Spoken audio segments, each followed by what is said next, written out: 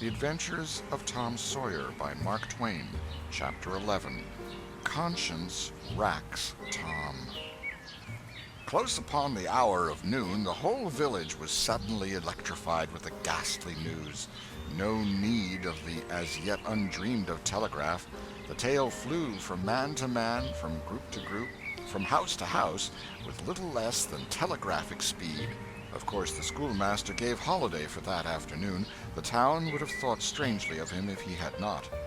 A gory knife had been found close to the murdered man, and it had been recognized by somebody as belonging to Muff Potter, so the story ran, and it was said that a belated citizen had come upon Potter washing himself in the branch about 1 or 2 o'clock in the morning, and that Potter had at once sneaked off. Suspicious circumstances, especially the washing, which was not a habit with Potter. It was also said that the town had been ransacked for this murderer. The public are not slow in the matter of sifting evidence and arriving at a verdict, but that he could not be found. Horsemen had departed down all the roads in every direction, and the sheriff was confident that he would be captured before night. All the town was drifting toward the graveyard. Tom's heartbreak vanished, and he joined the procession, not because he would not 1,000 times rather go anywhere else, but because an awful, unaccountable fascination drew him on. Arrived at the dreadful place, he wormed his small body through the crowd and saw the dismal spectacle. It seemed to him an age since he was there before. Somebody pinched his arm. He turned, and his eyes met Huckleberry's. Then both looked elsewhere at once and wondered if anybody had noticed anything in their mutual glance. But everybody was talking and intent upon the grisly spectacle before them. Poor fellow! Poor young fellow! This ought to be a lesson to grave robbers. Muff Potter'll hang for this if they catch him. This was the drift of remark, and the minister said, "It was a judgment. His hand is here." Now Tom shivered from head to heel, for his eye fell upon the stolid face of Injun Joe. At this moment the crowd began to sway and struggle, and voices shouted, "It's him! It's him! He's coming himself!" "Who? Who?" from 20 voices. "Muff Potter!" "Hello, he's stopped! Look out, he's turning! Don't let him get away!" People in the branches of the trees over Tom's head said he wasn't trying to get away. He only looked doubtful and perplexed. "Infernal impudence," said a bystander. "Wanted to come and take a quiet look at his work, I reckon. Didn't expect any company." The crowd fell apart now, and the sheriff came through, ostentatiously leading Potter by the arm. The poor fellow's face was haggard, and his eyes showed the fear that was upon him. When he stood before the murdered man, he shook as with a palsy, and he put his face in his hands and burst into tears. "I didn't do it, friends," he sobbed. "'Pon my word and honor, I never done it." "Who's accused you?" shouted a voice. This shot seemed to carry home. Potter lifted his face and looked around him with a pathetic hopelessness in his eyes. He saw Injun Joe and exclaimed, "Oh, Injun Joe, you promised me you'd never—" "Is that your knife?" And it was thrust before him by the sheriff. Potter would have fallen if they had caught him and eased him to the ground. Then he said, "Something's told me to, if I didn't come back and get—" He shuddered and then waved his nerveless hand with a vanquished gesture and said, "Tell him, Joe, tell him. It ain't any use anymore." Then Huckleberry and Tom stood dumb and staring, and heard the stony-hearted liar reel off his serene statement, they expecting every moment that the clear sky would deliver God's lightnings upon his head, and wondering to see how long the stroke was delayed. And when he had finished and still stood alive and whole, their wavering impulse to break their oath and save the poor betrayed prisoner's life faded and vanished away, for plainly this miscreant had sold himself to Satan, and it would be fatal to meddle with the property of such a power as that. "Why didn't you leave?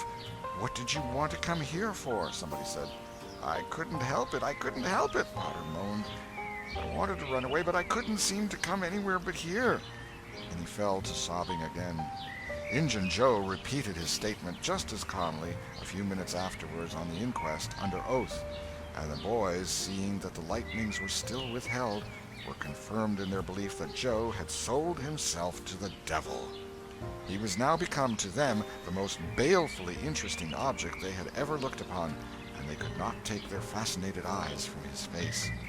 They inwardly resolved to watch him, nights, when opportunity should offer, in the hope of getting a glimpse of his dread master. Injun Joe helped to raise the body of the murdered man and put it in a wagon for removal, and it was whispered through the shuddering crowd that the wound bled a little. The boys thought that this happy circumstance would turn suspicion in the right direction, but they were disappointed, for more than one villager remarked, "It was within 3 feet of Muff Potter when it done it." Tom's fearful secret and gnawing conscience disturbed his sleep for as much as a week after this, and at breakfast one morning Sid said, "Tom, you pitch around and talk in your sleep so much that you keep me awake half the time." Tom blanched and dropped his eyes. "It's a bad sign," said Aunt Polly gravely. "What you got on your mind, Tom?" "Nothing. Nothing to know of." But the boy's hand shook so that he spilled his coffee. "And you do talk such stuff," Sid said. "Last night you said, 'It's blood, that's what it is.'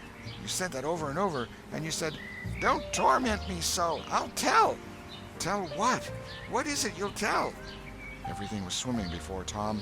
There's no telling what might have happened now, but luckily the concern passed out of Aunt Polly's face, and she came to Tom's relief without knowing it. She said, "Sure, it's that dreadful murder.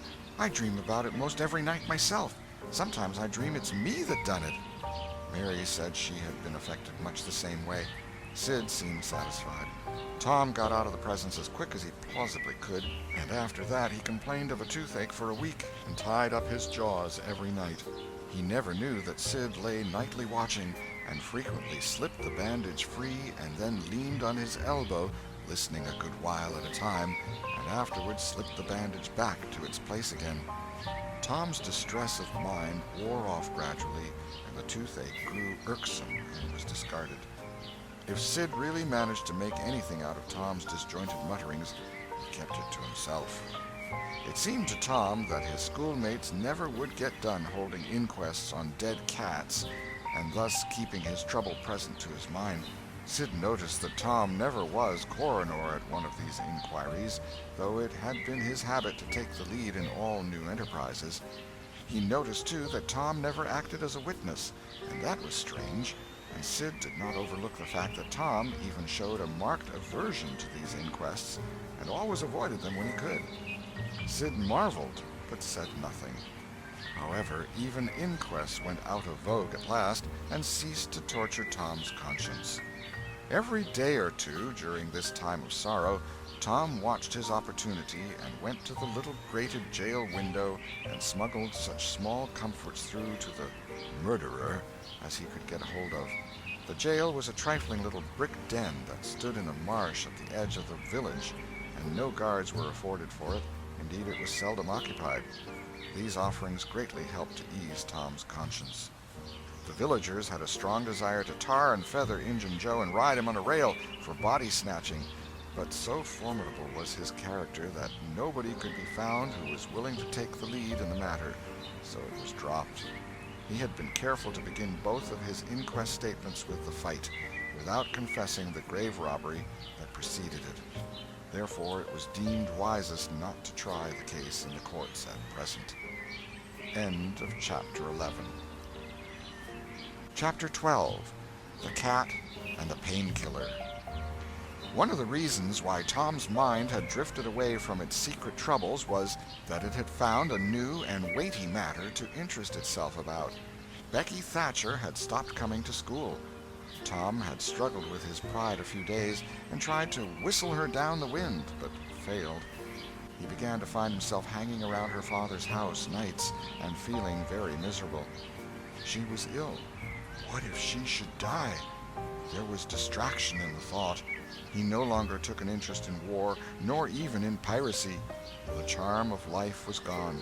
There was nothing but dreariness left. He put his hoop away and his bat. There was no joy in them anymore. His aunt was concerned.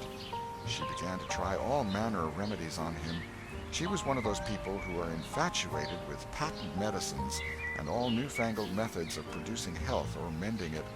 She was an inveterate experimenter in these things. When something fresh in this line came out, she was in a fever right away to try it. not on herself, for she was never ailing, but on anybody else that came handy. She was a subscriber for all the health periodicals and phenomenological frauds, and the solemn ignorance they were inflated with was breath to her nostrils. All the rot they contained about ventilation and how to go to bed and how to get up and what to eat and what to drink and how much exercise to take and what frame of mind to keep one's self in and what sort of clothing to wear was all gospel to her, and she never observed that her health journals of the current month customarily upset everything they had recommended the month before. She was as simple-hearted and honest as the day was long, and so she was an easy victim. She gathered together her quack periodicals and her quack medicines, and thus, armed with death, went about on her pale horse, metaphorically speaking, with the hell following after. But she never suspected that she was not an angel of healing and the balm of Gilead in disguise to the suffering neighbors. The water treatment was new, now, and Tom's low condition was a windfall to her. She had him out at daylight every morning, stood him up in the woodshed, and drowned him with a deluge of cold water. Then she scrubbed him down with a towel like a file, and so brought him to. Then she rolled him up in a wet sheet and put him away under blankets till she sweated his soul clean, and the yellow stains of it came through his pores, as Tom said.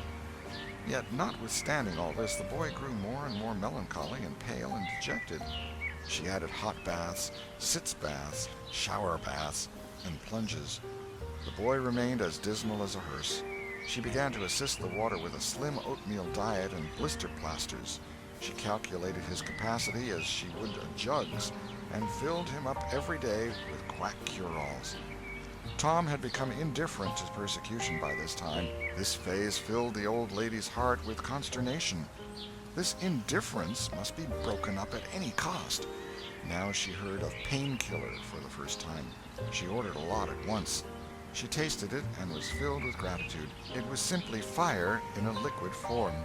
She dropped the water treatment and everything else and pinned her faith to painkiller. She gave Tom a teaspoonful and watched with the deepest anxiety for the result. Her troubles were instantly at rest, her soul at peace again, for the indifference was broken up. The boy could not have shown a wilder, heartier interest if she had built a fire under him. Tom felt that it was time to wake up. This sort of life might be romantic enough in his blighted condition, but it was getting to have too little sentiment and too much distracting variety about it. So he thought over various plans for relief, and finally hit upon that of professing to be fond of painkiller. He asked for it so often that he became a nuisance, and his aunt ended by telling him to help himself and quit bothering her. If it had been Sid, she would have had no misgivings to alloy her delight. But since it was Tom, she watched the bottle clandestinely.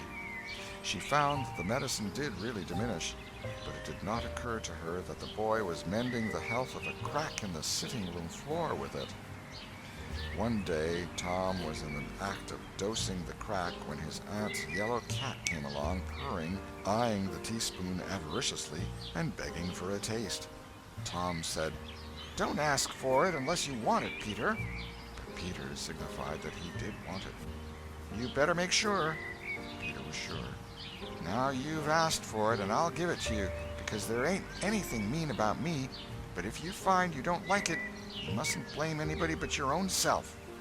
Peter was agreeable, so Tom pried his mouth open and poured down the painkiller. Peter sprang a couple of yards in the air and then delivered a war whoop and set off round and round the room, banging against furniture, upsetting flower pots, and making general havoc. Next he rose on his hind feet and pranced around in a frenzy of enjoyment, with his head over his shoulder and his voice proclaiming his unappeasable happiness. Then he went tearing around the house again, spreading chaos and destruction in his path. Aunt Polly entered in time to see him throw a few double somersets, deliver a final mighty hurrah, and sail through the open window, carrying the rest of the flower pots with him. The old lady stood petrified with astonishment, peering over her glasses. Tom lay on the floor, expiring with laughter. "Tom, what on earth ails that cat?" "I don't know, Aunt," gasped the boy. Why, I never seen anything like it. What did make him act so? Deed, I don't know, Aunt Polly. Cats always act so when they're having a good time. They do they? There was something in the tone that made Tom apprehensive. Yes'm. That is, I believe they do. You do? Yes'm. The old lady was bending down, Tom watching, with interest emphasized by anxiety. Too late, he divined her drift. The handle of the telltale teaspoon was visible under the bed valance. Aunt Polly took it, held it up. Tom winced and dropped his eyes. Aunt Polly raised him by the usual handle, his ear, and cracked his head soundly with her thimble. Now, sir, what did you want to treat that poor dumb beast so for? I done it out of pity for him, because he hadn't any aunt. Hadn't any aunt, you numbskull. What has that got to do with it? Heaps, because if he'd had one, she'd have burnt him out herself. She'd have roasted his bowels out of him without any more feeling than if he was a human. Aunt Polly felt a sudden pang of remorse. This was putting the thing in a new light. What was cruelty to a cat might be cruelty to a boy, too. She began to soften. She felt sorry. Her eyes watered a little, and she put her hand on Tom's head and said gently, I was meaning for the best, Tom. And, Tom, it did do you good. Tom looked up in her face with just a perceptible twinkle peeping through his gravity. I know you was meaning for the best, Auntie, and so was I with Peter. It done him good, too. I never seen him get around so since. Oh, go along with you, Tom, before you aggravate me again. And you try and see if you can't be a good boy for once, and you needn't take any more medicine. Tom reached school ahead of time. It was noticed that this strange thing had been occurring every day latterly. And now, as usual of late, he hung about the gate of the schoolyard instead of playing with his comrades. He was sick, he said, and he looked it. He tried to seem to be looking everywhere but whither he really was looking, down the road. Presently Jeff Thatcher hove in sight, and Tom's face lighted. He gazed a moment and then turned sorrowfully away. When Jeff arrived, Tom accosted him and led up warily to opportunities for remark about Becky, but the giddy lad never could see the bait. Tom watched and watched, hoping whenever a frisking frock came in sight, and hating the owner of it as soon as he saw she was not the right one. At last, frocks ceased to appear, and he dropped hopelessly into the dumps. He entered the empty schoolhouse and sat down to suffer. Then one more frock passed in at the gate, and Tom's heart gave a great bound.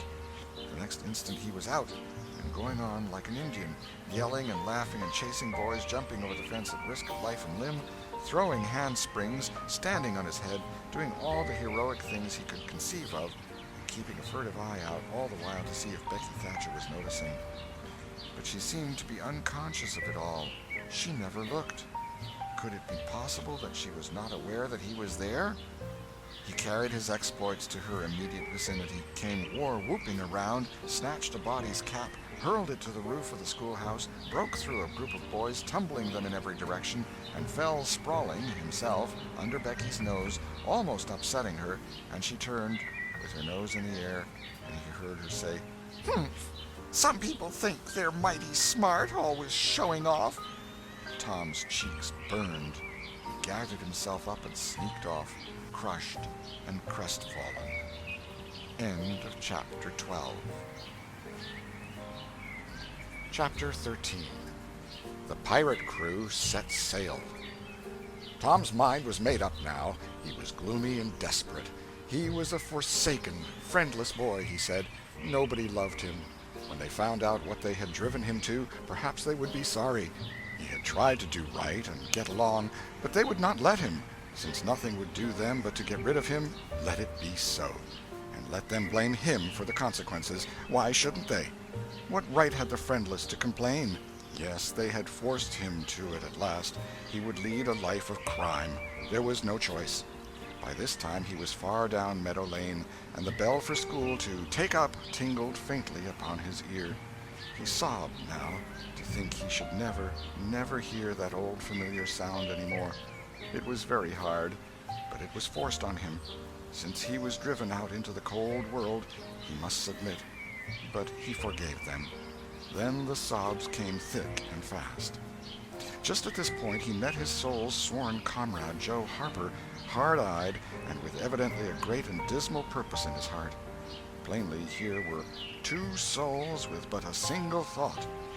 Tom, wiping his eyes with his sleeve, began to blubber out something about a resolution to escape from hard usage and lack of sympathy at home by roaming abroad into the great world never to return, and ended by hoping that Joe would not forget him.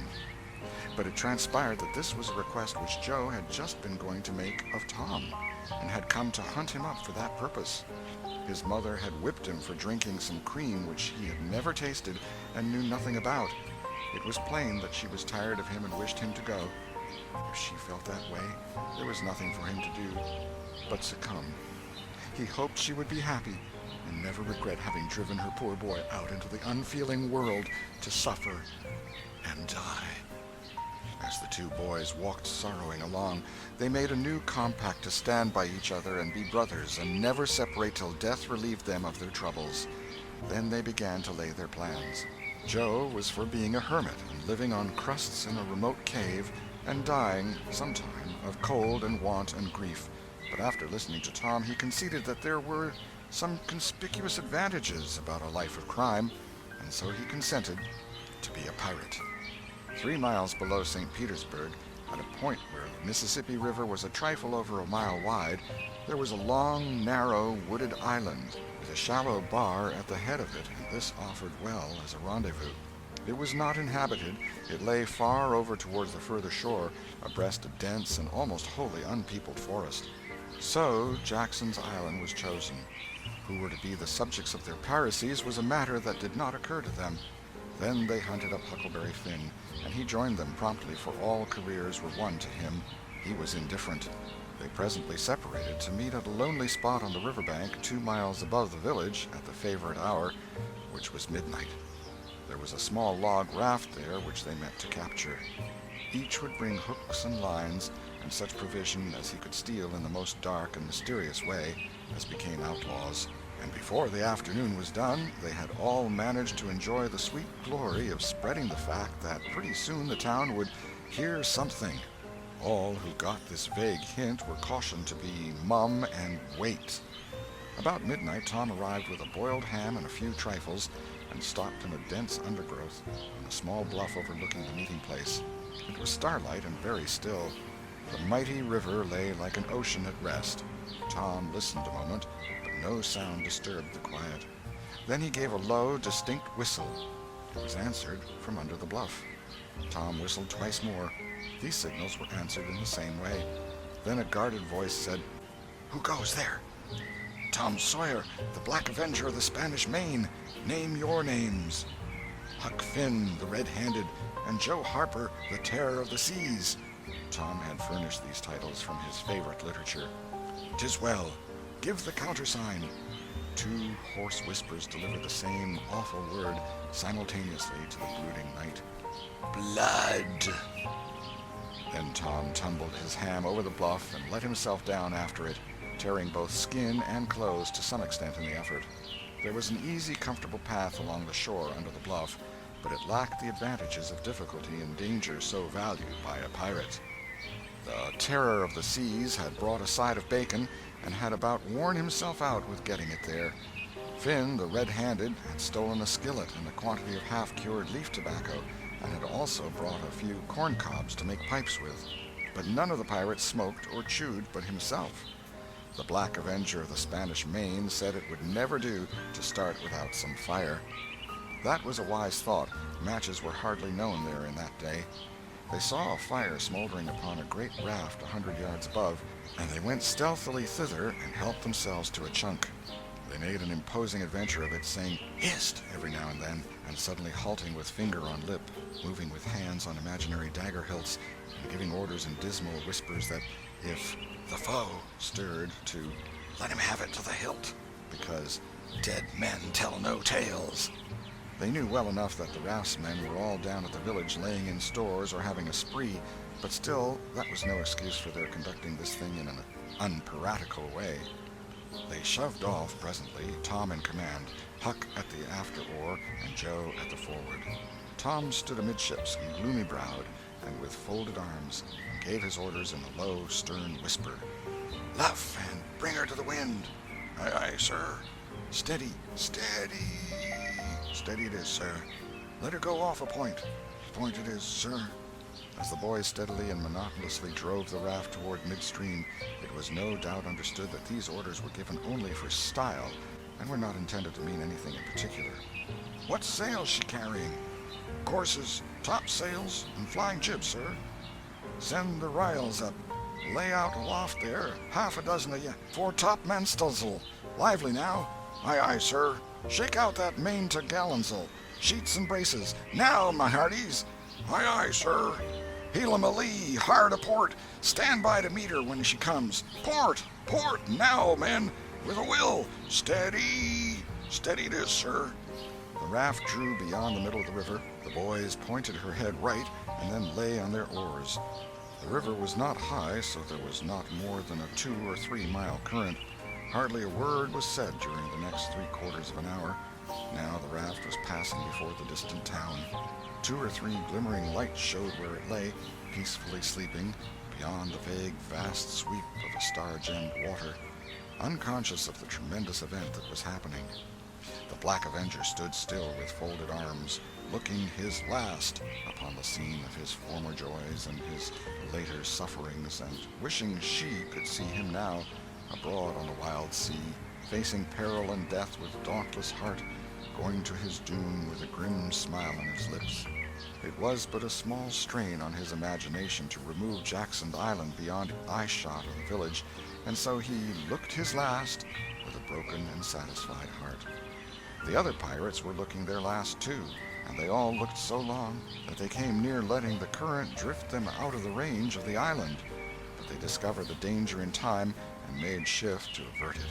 About 2 o'clock in the morning, the raft grounded on the bar 200 yards above the head of the island, and they waded back and forth until they had landed their freight. Part of the little raft's belongings consisted of an old sail, and this they spread over a nook in the bushes for a tent to shelter their provisions, but they themselves would sleep in the open air in good weather, as became outlaws. They built a fire against the side of a great log 20 or 30 steps within the somber depths of the forest, and then cooked some bacon in the frying pan for supper, and used up half of the corn pone stock they had brought. It seemed glorious sport to be feasting in that wild, free way in the virgin forest of an unexplored and uninhabited island, far from the haunts of men, and they said they never would return to civilization. The climbing fire lit up their faces and threw its ruddy glare upon the pillared tree trunks of their forest temple, and upon the varnished foliage and festooning vines. When the last crisp slice of bacon was gone, and the last allowance of corn pone devoured, the boys stretched themselves out on the grass, filled with contentment. They could have found a cooler place, but they would not deny themselves such a romantic feature as the roasting campfire. "Ain't it gay?" said Joe. "It's nuts," said Tom. "What would the boys say if they could see us?" "Say? Well, they'd just die to be here. Hey, Hucky?" "I reckon so," said Huckleberry. "Anyways, I'm suited. I don't want nothing better than this. I don't ever get enough to eat, generally, and here they can't come and pick at a feller and bully-rag him so." "It's just the life for me," said Tom. "You don't have to get up mornings, and you don't have to go to school and wash and all that blame foolishness. You see, a pirate don't have to do anything, Joe, when he's ashore, but a hermit, he has to be a praying considerable, and then he don't have any fun anyway, all by himself that way." "Oh, yes, that's so," said Joe, "but I hadn't thought much about it, you know. I'd a good deal rather be a pirate, now that I've tried it." "You see," said Tom, "people don't go much on hermits nowadays, like they used to in the old times, but a pirate's always respected, and a hermit's got to sleep on the hardest place he can find, and put sackcloth and ashes on his head, and stand out in the rain, and—" "What does he put sackcloth and ashes on his head for?" inquired Huck. "I don't know, but they's got to do it. Hermits always do. You'd have to do that if you was a hermit." "Derned if I would," said Huck. "Well, what would you do?" "I don't know, but I wouldn't do that." "Why, Huck, you'd have to. How'd you get around it?" "Why, I just wouldn't stand it. I'd run away." "Run away? Well, you would be a nice old slouch of a hermit. You'd be a disgrace." The red-handed made no response, being better employed. He had finished gouging out a cob, and now he fitted a weed stem to it, loaded it with tobacco, and was pressing a coal to the charge and blowing a cloud of fragrant smoke. He was in the full bloom of luxurious contentment. The other pirates envied him this majestic vice, and secretly resolved to acquire it shortly. Presently Huck said, "What does pirates have to do?" Tom said, "Oh, they have just a bully time. Take ships and burn them and get the money and bury it in awful places in their island where there's ghosts and things to watch it, and kill everybody in the ships and make 'em walk a plank." "And they carry the women to the island," said Joe. "They don't kill the women." "No," assented Tom, "they don't kill the women. They're too noble, and the women's always beautiful, too." "And don't they wear the bulliest clothes? Oh, no, all gold and silver and diamonds," said Joe with enthusiasm. "Who?" said Huck. "Why, the pirates." Huck scanned his own clothing forlornly. "I reckon I ain't dressed fitting for a pirate," said he with a regretful pathos in his voice, "but I ain't got none of but these." But the other boys told him the fine clothes would come fast enough after they should have begun their adventures. They made him understand that his poor rags would do to begin with, though it was customary for wealthy pirates to start with a proper wardrobe. Gradually their talk died out, and drowsiness began to steal upon the eyelids of the little waifs. The pipe dropped from the fingers of the red-handed, and he slept the sleep of the conscience-free and the weary. The Terror of the Seas and the Black Avenger of the Spanish Main had more difficulty in getting to sleep. They said their prayers inwardly and lying down, since there was nobody there with authority to make them kneel and recite aloud. In truth, they had a mind not to say them at all, but they were afraid to proceed to such lengths as that, lest they might call down a sudden and special thunderbolt from heaven. Then at once they reached and hovered upon the imminent verge of sleep. But an intruder came now that would not down. It was conscience. They began to feel a vague fear that they had been doing wrong to run away, and next they thought of the stolen meat, and then the real torture came. They tried to argue it away by reminding conscience that they had purloined sweetmeats and apples scores of times, but conscience was not to be appeased by such thin plausibilities. It seemed to them in the end that there was no getting around the stubborn fact that taking sweetmeats was only hooking, while taking bacon and hams and such valuables was plain simple stealing. And there was a command against that in the Bible.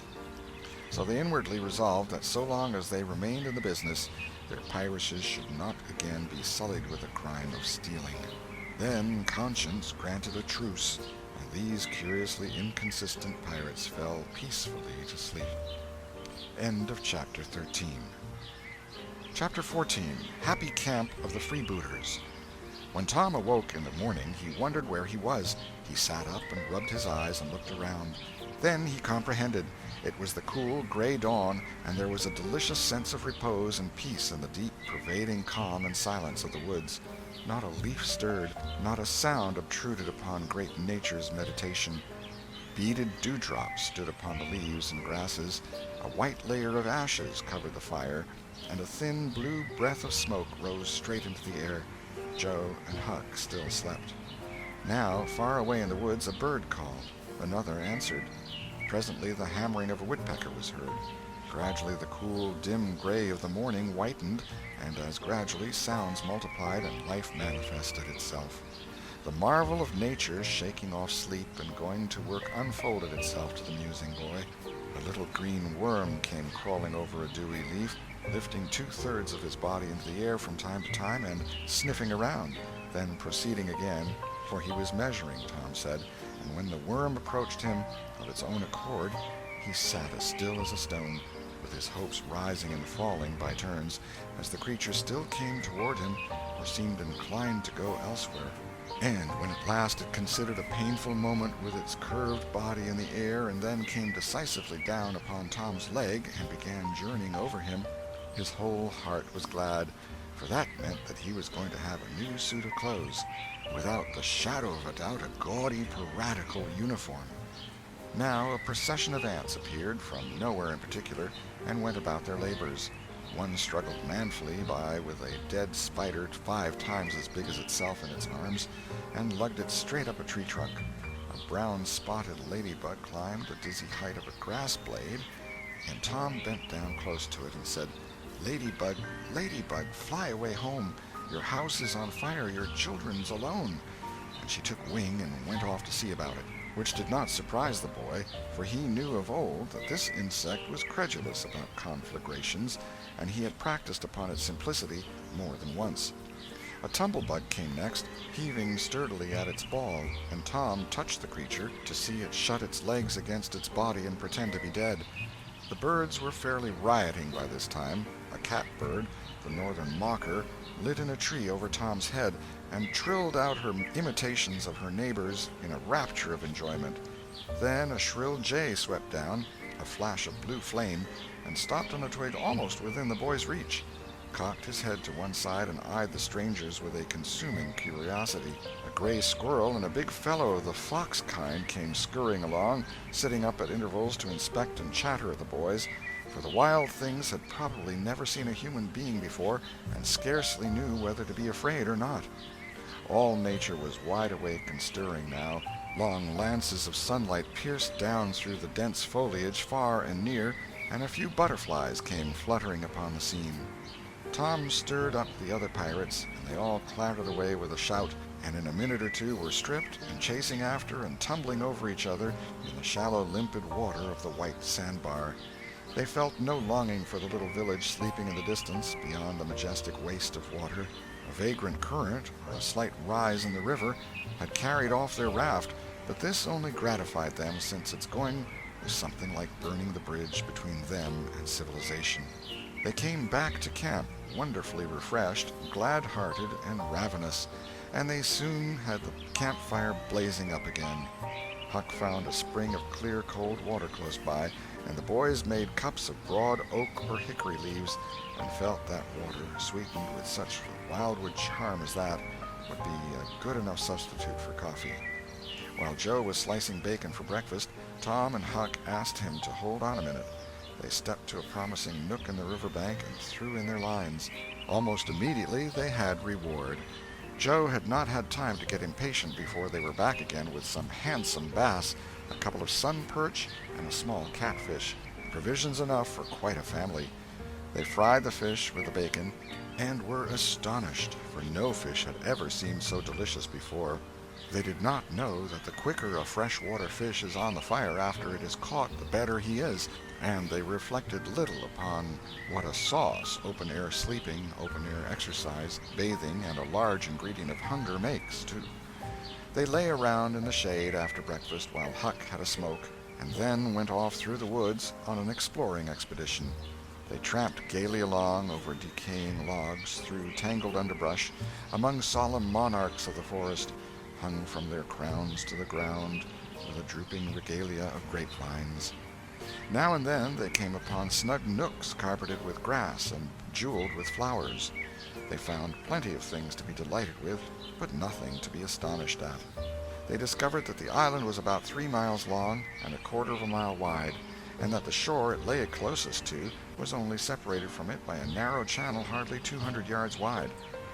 They took a swim about every hour, so it was close upon the middle of the afternoon when they got back to the camp. They were too hungry to stop to fish, but they fared sumptuously upon cold ham, and then threw themselves down in the shade to talk. But the talk soon began to drag, and then died.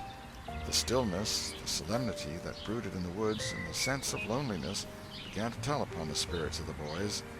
They fell to thinking. A sort of undefined longing crept upon them. This took dim shape presently. It was budding homesickness. Even Finn, the red-handed, was dreaming of his doorsteps and empty hogsheads. But they were all ashamed of their weakness, and none was brave enough to speak his thought. For some time now the boys had been dully conscious of a particular sound in the distance, just as one sometimes is of the ticking of a clock which he takes no distinct note of. But now this mysterious sound became more pronounced and forced a recognition. The boys started, glanced at each other, and then each assumed a listening attitude. There was a long silence, profound and unbroken, and then a deep, sullen boom came floating down out of the distance. "What is it?" exclaimed Joe under his breath. "I wonder," said Tom in a whisper. "'Tain't thunder," said Huckleberry in an awed tone. "'Cause thunder—" "Hark!" said Tom. "Listen, don't talk." They waited a time that seemed an age, and then the same muffled boom troubled the solemn hush. "Let's go and see." They sprang to their feet and hurried to the shore toward the town. They parted the bushes on the bank and peered out over the water. The little steam ferry boat was about a mile below the village, drifting with the current. Her broad deck seemed crowded with people. There was a great many skiffs rowing about or floating with the stream in the neighborhood of the ferry boat, but the boys could not determine what the men in them were doing. Presently a great jet of white smoke burst from the ferry boat's side, and as it expanded and rose in a lazy cloud, that same dull throb of sound was borne to the listeners again. "I know now," exclaimed Tom. "Somebody's drownded." "That's it," said Huck. "They done that last summer when Bill Turner got drownded. They shoot a cannon over the water, and that makes him come up to the top." "Yes, and they take loaves of bread and put quicksilver in them and set 'em afloat, and wherever there's anybody that's drownded, they'll float right there and stop." "Yes, I've heard about that," said Joe. "I wonder what makes the bread do that." "Oh, it ain't the bread so much," said Tom. "I reckon it's mostly what they say over it before they start it out." "But they don't say anything over it," said Huck. "I've seen 'em and they don't." "Well, that's funny," said Tom. "But maybe they say it to themselves." "Of course they do. Anybody might know that." The other boys agreed that there was reason in what Tom said, because an ignorant lump of bread, uninstructed by an incantation, could not be expected to act very intelligently when sent upon an errand of such gravity. "By jings, I wish I was over there now," said Joe. "I do too," said Huck. "I'd give heaps to know who it is." The boys still listened and watched. Presently a revealing thought flashed through Tom's mind, and he exclaimed, "Boys, I know who's drownded. It's us!" They felt like heroes in an instant. Here was a gorgeous triumph. They were missed. They were mourned. Hearts were breaking on their account. Tears were being shed. Accusing memories of unkindness to these poor lost lads were rising up, and unavailing regrets and remorse were being indulged. And best of all, the departed were the talk of the whole town, and the envy of all the boys, as far as this dazzling notoriety was concerned. This was fine. It was worth while to be a pirate after all. As twilight drew on, the ferry boat went back to her accustomed business, and the skiffs disappeared. The pirates returned to camp. They were jubilant with vanity over their new grandeur and the illustrious trouble they were making.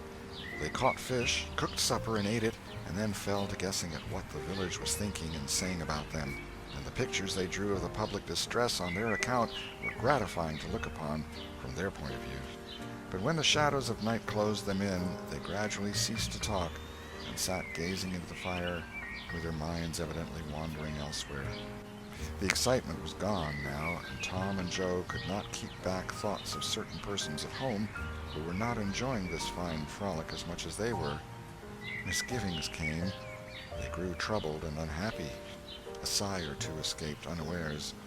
By and by Joe timidly ventured upon a roundabout feeler as to how the others might look upon a return to civilization. Not right now, but, Tom withered him with derision.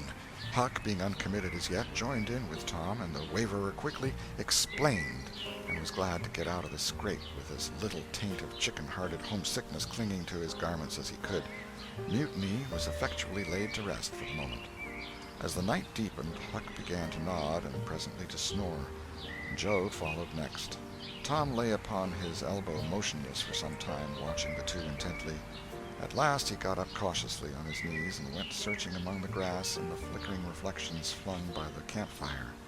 He picked up and inspected several large semi-cylinders of the thin white bark of a sycamore, and finally chose two which seemed to suit him. Then he knelt by the fire and painfully wrote something upon each of these with his red keel. One he rolled up and put in his jacket pocket, and the other he put in Joe's hat and removed it to a little distance from the owner. And he also put into the hat certain schoolboy treasures of almost inestimable value, among them a lump of chalk, an India-rubber ball, 3 fish-hooks, and one of that kind of marbles known as the sure-enough crystal. Then he tiptoed his way cautiously among the trees till he felt that he was out of hearing, and straightway broke into a keen run in the direction of the sandbar. End of Chapter 14. Chapter 15. Tom's Stealthy Visit Home. A few minutes later, Tom was in the shoal water of the bar, wading toward the Illinois shore. Before the depth reached his middle, he was halfway over. The current would permit no more wading now, so he struck out confidently to swim the remaining 100 yards. He swam quartering upstream, but still was swept downward rather faster than he had expected. However, he reached the shore finally and drifted along till he found a low place and drew himself out. He put his hand on his jacket pocket, found his piece of bark safe, and then struck through the woods, following the shore with streaming garments. Shortly before 10 o'clock, he came out into an open place opposite the village and saw the ferry boat lying in the shadow of the trees and the high bank. Everything was quiet under the blinking stars. He crept down the bank, watching with all his eyes, slipped into the water, swam 3 or 4 strokes, and climbed into the skiff that did yawl duty at the boat's stern. He laid himself down under the thwarts and waited, panting. Presently the cracked bell tapped, and a voice gave the order to cast off. A minute or two later, the skiff's head was standing high up against the boat's swell, and the voyage was begun. Tom felt happy in his success, for he knew it was the boat's last trip for the night. At the end of a long 12 or 15 minutes, the wheels stopped, and Tom slipped overboard and swam ashore in the dusk, landing 50 yards downstream, out of danger of possible stragglers. He flew along unfrequented alleys and shortly found himself at his aunt's back fence. He climbed over, approached the L, and looked in at the sitting-room window, for a light was burning there. There sat Aunt Polly, Sid, Mary, and Joe Harper's mother, grouped together, talking. They were by the bed, and the bed was between them and the door. Tom went to the door and began to softly lift the latch. Then he pressed gently, and the door yielded a crack. He continued pushing cautiously and quaking every time it creaked, till he judged he might squeeze through on his knees. So he put his head through and began warily. "What makes the candles blow so?" said Aunt Polly. Tom hurried up. "Why, that door's open, I believe. Why, of course it is. No end of strange things now. Go along and shut it, Sid." Tom disappeared under the bed just in time. He lay and breathed himself for a while, then crept to where he could almost touch his aunt's foot.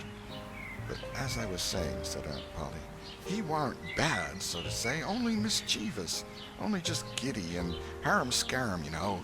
He weren't any more responsible than a colt. He never meant any harm, and he was the best-hearted boy that ever was." And she began to cry. "It was just so with my Joe, always full of his devilment and up to every kind of mischief, but he was just as unselfish and kind as he could be.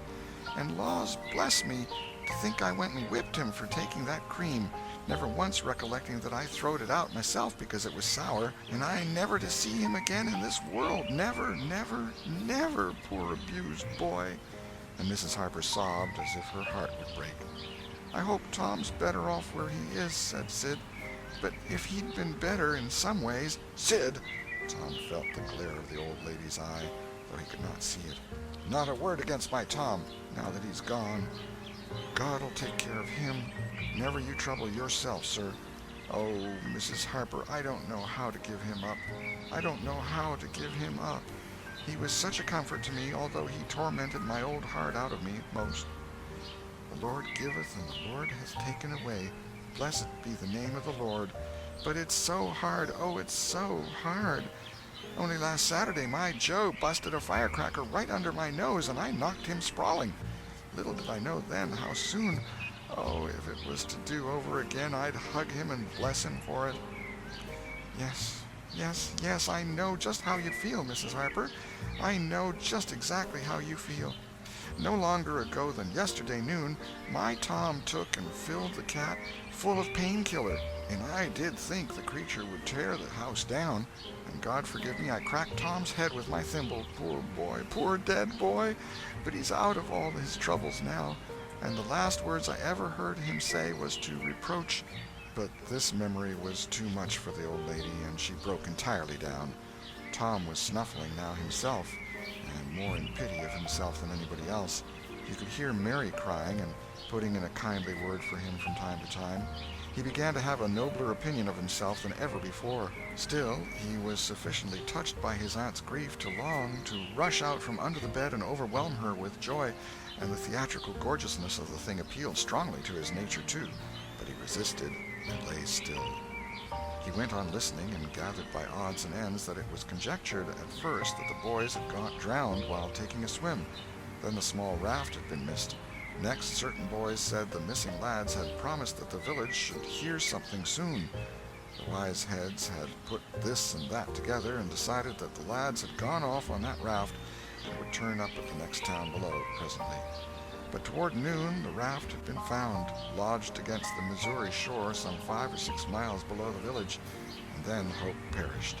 They must be drowned, else hunger would have driven them home by nightfall, if not sooner. It was believed that the search for the bodies had been a fruitless effort, merely because the drowning must have occurred in mid-channel, since the boys, being good swimmers, would otherwise have escaped to shore. This was Wednesday night. If the bodies continued missing until Sunday, all hope would be given over, and the funerals would be preached on that morning. Tom shuddered. Mrs. Harper gave a sobbing good night and turned to go. Then, with a mutual impulse, the two bereaved women flung themselves into each other's arms and had a good, consoling cry, and then parted. Aunt Polly was tender far beyond her wont in her good night to Sid and Mary. Sid snuffled a bit, and Mary went off crying with all her heart. Aunt Polly knelt down and prayed for Tom so touchingly, so appealingly, and with such measureless love in her words and her old trembling voice, that he was weltering in tears again long before she was through. He had to keep still long after she went to bed, for she kept making broken-hearted ejaculations from time to time, tossing unrestfully and turning over. But at last she was still, only moaning a little in her sleep. Now the boy stole out, rose gradually from the bedside, shaded the candle-light with his hand, and stood regarding her. His heart was full of pity for her. He took out his sycamore scroll and placed it by the candle. But something occurred to him, and he lingered considering. His face lighted with a happy solution of his thought. He put the bark hastily in his pocket. Then he bent over and kissed the faded lips, and straightway made his stealthy exit, latching the door behind him. He threaded his way back to the ferry landing, found nobody at large there, and walked boldly on board the boat, for he knew she was tenantless except that there was a watchman who always turned in and slept like a graven image. He untied the skiff at the stern, slipped into it, and was soon rowing cautiously upstream. When he had pulled a mile above the village, he started quartering across and bent himself stoutly to his work. He hit the landing on the other side neatly, for this was a familiar bit of work for him. He was moved to capture the skiff, arguing that it might be considered a ship and therefore a legitimate prey for a pirate, but he knew a thorough search would be made for it, and that might end in revelations. So he stepped ashore and entered the wood. He sat down and took a long rest, torturing himself meantime to keep awake, and then started warily down the home stretch. The night was far spent. It was broad daylight before he found himself fairly abreast the island bar. He rested again until the sun was well up and gilding the great river with its splendor, and then he plunged into the stream. A little later he paused, dripping, upon the threshold of the camp, and heard Joe say, "No, Tom's true blue, Huck. He'll come back. He won't desert. He knows that would be a disgrace to a pirate, and Tom's too proud for that sort of thing. He's up to something or other. I wonder what." "Well, the things is ours anyway, ain't they?" "Pretty near, but not yet, Huck. The writing says they are if he ain't back here to breakfast." "Which he is!" exclaimed Tom, with fine dramatic effect, stepping grandly into camp. A sumptuous breakfast of bacon and fish was shortly provided, and as the boys set to work upon it, Tom recounted, and adorned, his adventures. They were a vain and boastful company of heroes when the tale was done. Then Tom hid himself away in a shady nook to sleep till noon, and the other pirates got ready to fish and explore. End of chapter 15.